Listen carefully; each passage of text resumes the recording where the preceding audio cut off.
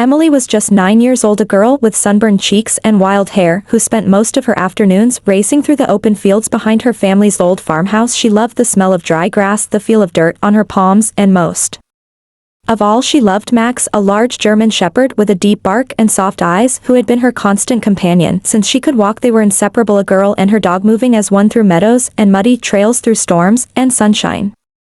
Max was more than a pet, he was her shadow, her guardian, and her best friend, the kind that waited outside the bathroom door and whined when she was sad and barked at anything he thought might be a threat. Once he even chased off a wild boar that had wandered too close to their backyard, snorting and stomping as if it owned the place. Emily had been frozen in fear, clutching a broom. She had run outside with not knowing what she would do, and before she could even get close, Max had jumped in front of her, barking so loud it echoed across the trees, teeth bared, ears back and tail stiff. The boar had backed off and ran into the trees. Max had limped a little after that, his paw scraped, but he never let her out of his sight again. From that day on, she knew deep down in her chest like a fact that Max would die for her, and even though she was just a kid with scraped knees and messy handwriting, she knew she would do the same for him. They had a rhythm, their own language of glances and tail wags, of nudges and giggles. Max understood things no one else did. He knew when Emily was pretending to be okay, he knew when she was scared of the dark even though she insisted she wasn't, and he always seemed to know when it was time to be serious. Sometimes her parents joked that Max had the soul of an old soldier, and they weren't wrong. He walked like he was on patrol, and he listened better than most people. Emily knew the only time he ever disobeyed was when she was in danger, and then he acted on instinct, fast, strong, and completely fearless. It was this bond that made them so special, that made every moment feel safe and complete. Emily could never imagine a world where Max was not beside her, ears perked up as he waited for her next move. They played hide and seek every evening in the tall golden grass, and Max always found her. Sometimes he let her win just to make her laugh, and she knew it because his eyes always gave him away. He was smarter than anyone gave him credit for, and loyal in a way that made her heart ache just thinking about losing him. And yet on one warm summer afternoon, everything changed in a way Emily never saw coming, the kind of day that begins like any other but ends with the world turned upside down. That summer evening felt like any other at first, with the sky painted in soft orange streaks and the wind whispering through the leaves as Emily and Max played in the backyard, chasing each other around the big oak tree that stood like a watchful giant near the fence. The air was thick and warm, and the grass was still damp from the afternoon sprinklers. Max barked playfully as Emily darted toward the garden, laughing as she ducked behind the chicken coop to hide. He always found her, but she liked to pretend she could outsmart him once in a while. It was their game, their ritual, and it never got old. But this time Max did not come bounding around the corner. As usual, his barking stopped, and in its place there was silence so heavy it made Emily stop breathing. For a second she peeked around the coop, expecting to see him crouched and ready to pounce, but instead she saw nothing but the tall grass swaying gently in the fading light. She stood still, listening with every muscle in her body tensed and ready to run. Max, she called once, twice, 3 times, but there was no response, not even the sound of him panting or sniffing around, which was strange because Max always came when she called, especially when she sounded unsure or scared. A sudden rustle in the grass to the left caught her attention, and she took a cautious step forward, her heart starting to beat faster, her bare feet pressing softly into the earth. She pushed aside a cluster of long dry stalks, and then she saw him. Max was there, but something was wrong, terribly wrong. He was lying low, his body tense and his paws scratching frantically at the ground, and wrapped around his middle was something thick and terrifying, a giant python, its scaly body coiled tightly around him, its head raised, and its tongue flicking the air as if testing for more movement. Emily froze for a moment, her breath caught in her throat as her mind tried to make sense of what she was seeing. It was like a nightmare come to life, like one of those nature documentaries she had watched with her dad where animals fought for survival in the wild. But this was her backyard, this was Max, and he was in trouble, and there was no one else around, no one to yell for, no one to save him but her. She took a shaky step forward, then another, her hands trembling as she grabbed a thick tree branch that had fallen during last week's storm. It was old and a little splintered, but it was heavy and long, and it was all she had. She raised it above her head and charged with a cry that was more rage than fear. As she swung the branch hard against the thick body of the snake, she hit it again and again, each strike fueled by pure desperation and love for her best friend, who was now whimpering in pain, his eyes wide and his legs twitching helplessly. The python flinched, its grip tightening and then loosening as it tried to assess this new threat. Emily kept hitting it, shouting at it, begging Max to hold on. Her arms ached, her chest burned, but she did not stop. She could not stop, because if she did, Max would die right there in the dirt just a few feet from the porch where they used to nap in the sun. The snake hissed and turned its head toward her, its eyes cold and Unreadable, but she did not back down. She looked it straight in the face, her own eyes filled with fire, and for a second the world stood still, just the girl, the dog, and the monster in a silent war that would decide everything. Emily stood with the stick raised above her head, her chest heaving and her arms shaking as she stared down the giant snake. The python had turned its attention toward her, its mouth slightly open and its tongue flicking in and out, tasting her scent. Testing her fear, it was massive, thicker than her leg, and its patterned body shimmered faintly under the fading evening light. It had come out of the nearby woods, slithered in through the broken corner of the fence, and struck like lightning when Max had his back turned, and now it was deciding whether to let go of him or crush them both. Max let out another low whimper, his body struggling beneath the tightening grip, his eyes barely open, his paws weakly scratching at the earth, and that sound pierced through every part of Emily like a knife through cloth. There was no time to run, and no time to think. She had already decided she was not going to lose him, not today, not like this, so she stepped forward again, gripping the stick with both hands and swinging harder this time with all the strength her 9-year-old body could summon, striking the thick body of the snake near its head. The python hissed and recoiled, slightly loosening its grip just for a second, but that second was everything. Max kicked with one hind leg, then the other, a weak, desperate motion, but enough to twist his body slightly enough to give Emily an idea. She jabbed the stick again, this time jamming it between the snake's coils near Max's ribs, and pushed as hard as she could. The snake reacted, quickly trying to shift its weight and wrap tighter, but Emily kept pressing, screaming now with a mix of terror and fury, and pleading over and over, Max, Max, hold on, Max, please hold on. Her hands were bleeding from the rough wood, and her feet were caked in dirt and grass and tiny cuts, but she did not feel any of it. All she felt was the burning need to get Max free. The stick slipped once, then twice, but she did not let go. She adjusted and shoved again, using her body weight to wedge it deeper into the coils, and suddenly the snake let out a low, angry sound and shifted enough for Max to drag himself a few inches backward. His eyes widened a little, and Emily saw the tiniest flicker of hope. She screamed again, this time louder than before, the sound tearing out of her throat as she threw herself forward, using her shoulder to push against the branch, her whole body trembling from effort. The snake writhed and thrashed its long tail, slamming into her side and knocking her to the ground, but she scrambled back up, covered in dirt and tears and blood, and swung again, this time striking its head. The python hissed louder and uncoiled part of its body, trying to pull away from both of them. Max saw his chance and kicked again, this time rolling onto his side and dragging his body free with a sharp yelp that made Emily freeze in relief for a second, just a second. Max was out, not completely steady, but alive, panting, shaking, but no longer trapped, and Emily dropped the stick and ran to him, wrapping her arms around his neck as he collapsed beside her, both of them shaking as the snake pulled back, slowly retreating into the tall grass with one last look before it vanished back toward the woods. She buried her face in Max's fur, her tears soaking his coat as he licked her cheek, once weakly, his breathing shallow but steady. She held him tight, whispering over and over, you're okay, I've got you, Max. And for a long moment they just lay there together in the dirt and the dark, not caring about the blood or the fear or the pain, because they had each other, and that was all that mattered.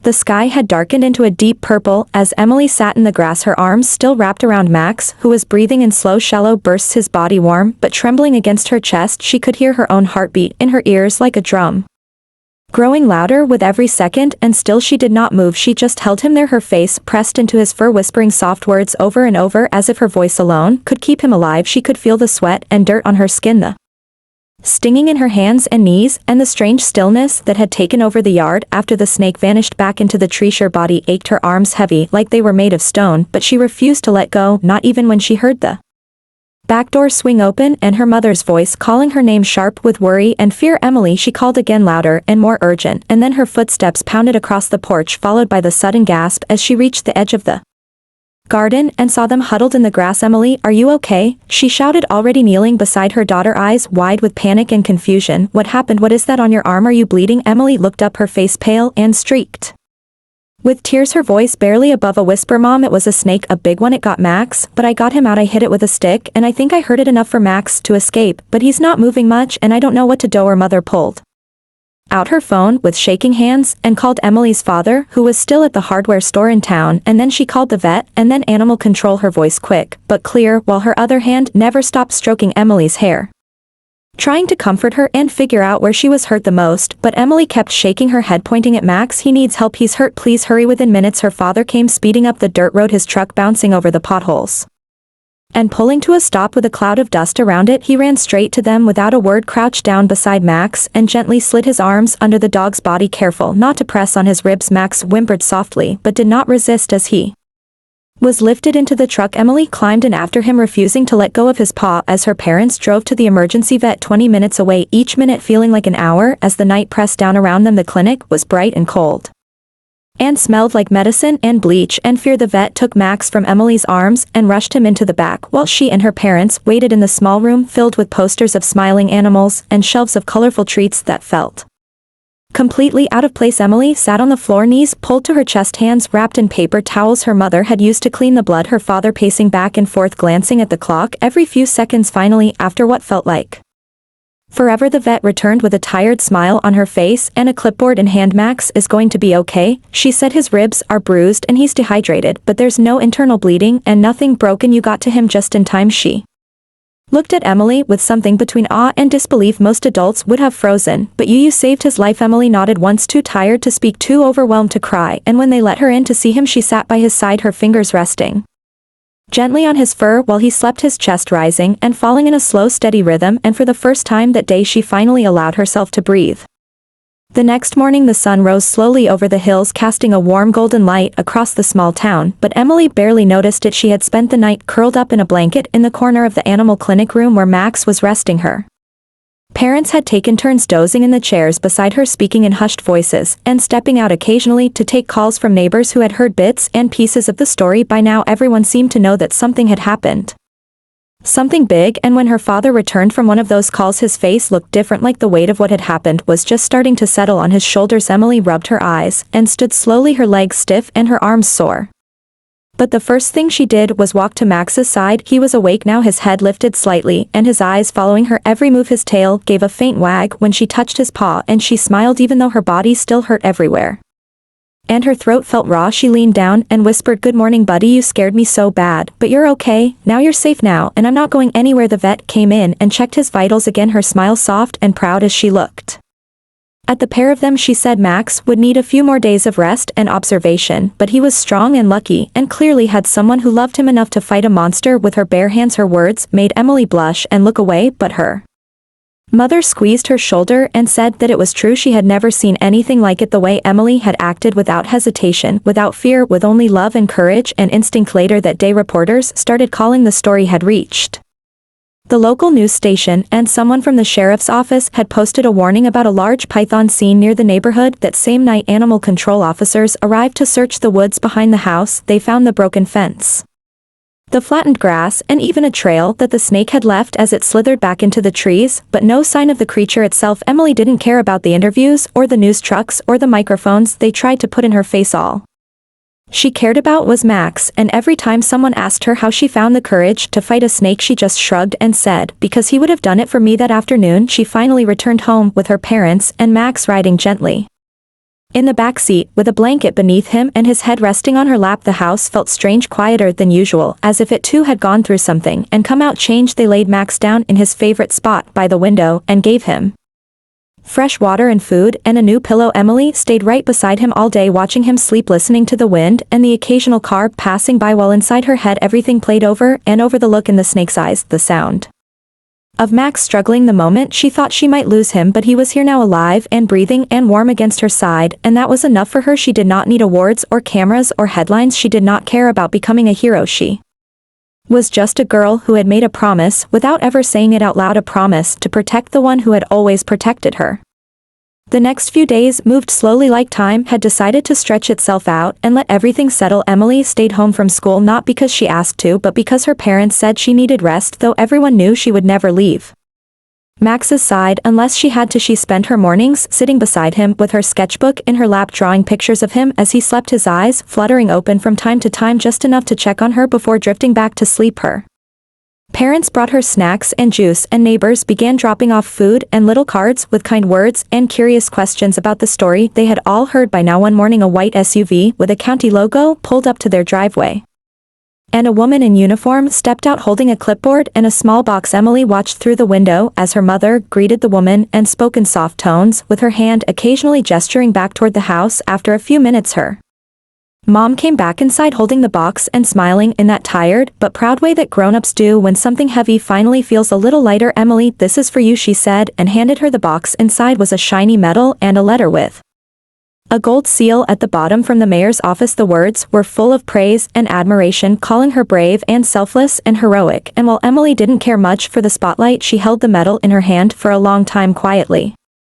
Stroking the edge as Max laid his head across her foot and sighed deeply like he was finally home. The local news crew came by again, this time with a camera and lights and a nice reporter with a calm voice who asked Emily if she remembered what she had been thinking when she ran toward the snake. Instead of away, she didn't know what to say at first. Her fingers curled into Max's fur, and then she said, "I wasn't thinking, I just saw Max, and I knew I had to do something because he would have done it for me." The reporter nodded and smiled and called her a hero again, and Emily just looked down and whispered, "I just love him, that's all." By the end of the week, Max was moving better, his strength returning slowly, but surely. He limped a little and still winced if he shifted too fast, but every day he wagged his tail a little harder. Every day he followed Emily a little farther, until one evening she walked out to the backyard and he came to just a few steps behind her and stood under the big oak tree like he always had before, and even though he didn't chase her around this time, just seeing him there made her eyes sting with tears that she didn't try to stop. That night Emily sat with her parents on the porch watching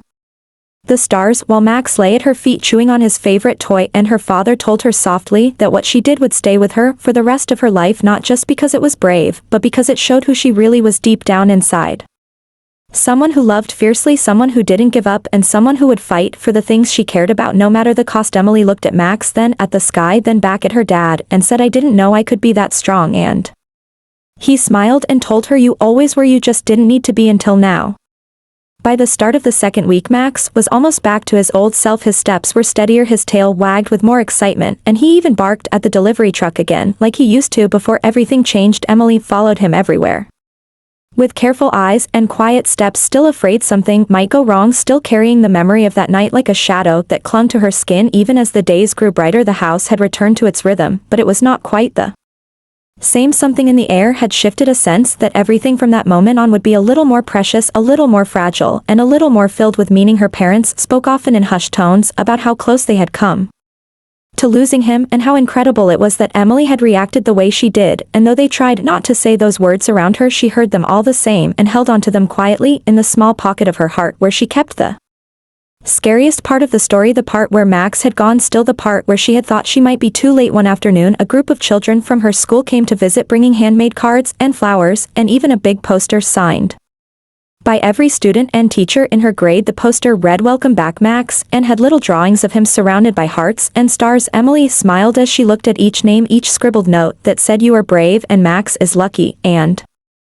I want to be like you when I grow up." But she also felt a strange knot inside her chest, as if she wasn't quite sure how to be this version of herself that everyone admired so much. Later that evening, as the sun dipped low and the yard glowed in soft gold, Emily and Max walked to the edge of the tall grass where it had all happened. She stared at the flattened patch where the fight had taken place, where the earth still looked disturbed as if even the ground remembered, and she stood there in silence for a long time. Max sat beside her, his ears up and alert, his eyes scanning the distance, and Emily felt his presence like a shield, like he had returned to guard the same space she had once guarded for him. She whispered softly, "Do you remember, Max? This is where I almost lost you." And he leaned into her side, pressing his head against her ribs, as if to say, "I remember, and I'm still here." They stood like that for a while, until the crickets began to sing and the first star appeared in the sky, and Emily knew it was time to go back inside where the lights were warm and her parents were waiting with dinner and gentle smiles. That night, as she lay in bed, Max curled up beside her again for the first time since the attack, his breathing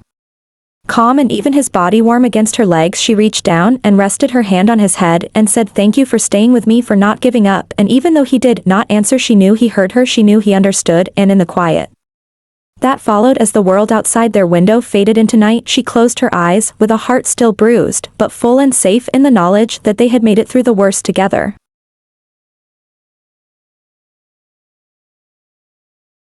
The days turned slowly into weeks, and summer began to fade into fall, the air growing crisp with hints of wood smoke and dried leaves crunching underfoot. Emily and Max grew stronger together. Each morning they walked through the fields near their home, the tall grasses now tinged with gold and brown brushing softly against their legs, Max trotting beside her, tail wagging gently as if to remind her that no matter what had happened, they were still a team, still a family. And Emily felt a quiet peace settle deep inside her chest, a peace born not just from survival, but from something more, from knowing she had faced the darkness and come out the other side holding tightly to the one she loved most. School had started again, but Emily carried herself differently now, with a confidence that surprised even her teachers. Though she never boasted about what she had done, she answered questions calmly when asked and sometimes shared a smile when others told her she was brave. It was a different kind of bravery, not the loud kind that shouted for attention, but the quiet kind that grew from inside and showed itself in small moments, in how she cared for others, how she stood up when something was wrong, and how she never forgot to check on